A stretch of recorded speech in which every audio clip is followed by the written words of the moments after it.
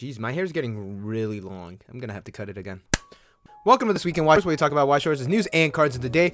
Before we go on with the cards, let's get some housekeeping stuff out of the way. On Wednesday, I pre-ordered my box for Mob Psycho, so expect an unboxing when that does come out. I am super excited for this set, and I'm going to work on a physical deck, and I know I haven't done that in a while, when the set actually comes out. The deck profile that I posted was generally well received, and I would say that I think this constitutes a little more physical deck profiles just out in the future. Thank you all who joined in the Sakura Wars livestream. It was fun until the entire game crashed on me. Don't worry, I got it fixed. I'm going to be streaming a bit more this winter break because school is almost out, and just what else am I going to do with my time? Hang out with my family? That's ridiculous. I'm going to be playing a lot of RPGs because that's like personally what I'm into. Especially, I'm going to be playing a lot of RPGs from Nihon Falcom because I don't know, I just got super into them, especially like their back catalog. And with that, let's start off with the news. We have a release date for the second set of Slime. It's going to be out on March 26th in Japan. I do have my suspicions that this set is going to come out in English as well, but I have been wrong in the past, and a lot of players have been wrong in the past. Even sets that have been released in English before, their second set has not come out in English. The big ones to know are Love Live and Review Starlight. Oh, that's all the news. Okay, my camera died. I thought I charged it. Either way, we are now off to the cards. Over in the cards, we're going to start off with the monthly Bushiroad PR card for January 2021. Thank you for everyone. Uehara Ayumu is a 2K backup, and when you use this card's backup, you mill 3. And now, let's get on with the Princess Connect Redrive cards that were actually revealed while I was asleep, and now I need to rush all of these things into the script so it could be out on time, and it's still late. For someone, Pecorina gains 500 power for each of your other characters, on play heal, and climax combo. Experience 4 or more. On attack, if you have Princess Strike and you fulfill the experience condition, burn 1, and then you can send all of your stock to the waiting room. If the amount sent to the waiting room is 3 or 4, burn 1. If you send 5 or more, burn 3. The climax is a 1k1 and a choice when triggered. Roll to guide the master Kokoro is climax combo. On attack, if you have 4 victory in play and you have 2 or more other characters, top check 3, add a character, and you give a character 1k power. The climax is a 1k1 and a gold bag when triggered. Here's for someone Kiaru, who gains 1k power if all of your characters are land soul characters, and climax combo. Experience 2 or higher. On attack, if you have Grim Burst in play and you fulfill the experience condition,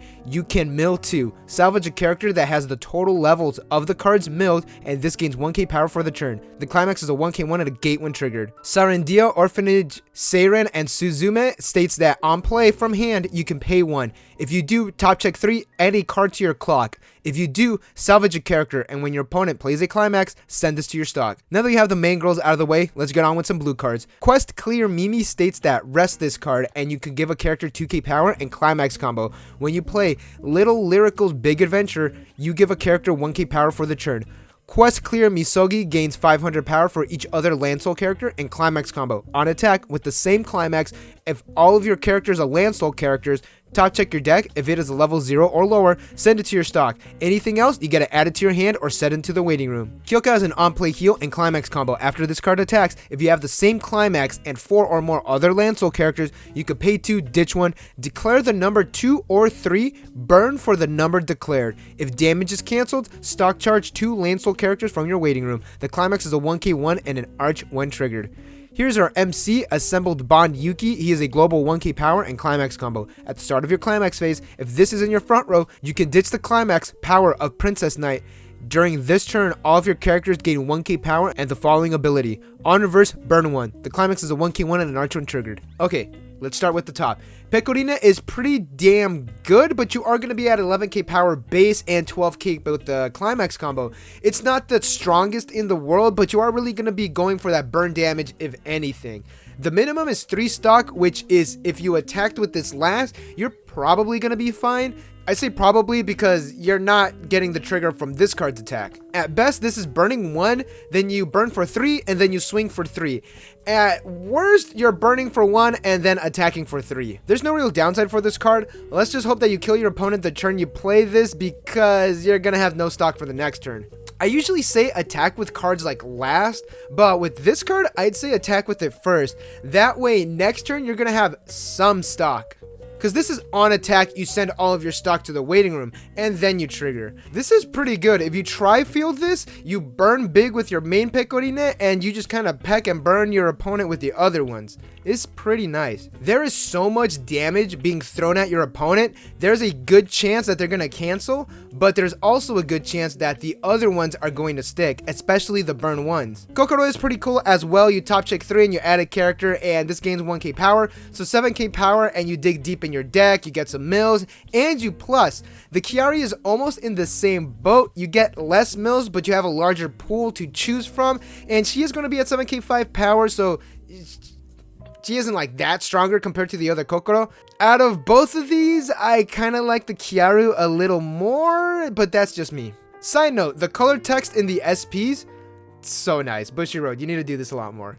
So this card right here is a little bonkers. It is essentially a salvaging Ricky, but you control what is going into your clock, and you get 2 extra cards into your pool to salvage. I feel like I said pool a lot today. Also, you can just throw this in your back row, wait for your opponent to play a climax, and you just plus in a stock. Alternatively, this also works great if you're super far ahead in damage.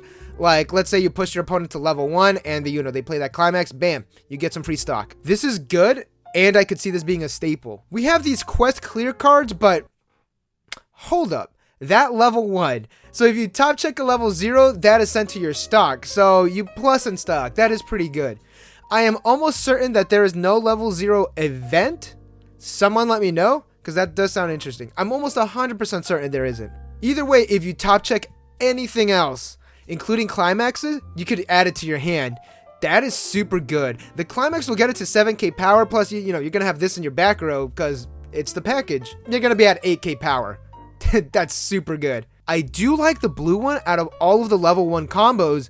I do kind of see this being its own deck, like these 3 specific characters are just blue in general, but the Kokoro does stay, and there's actually another card too that I didn't talk about of the main character. Is all dependent on having different colors in your level zone.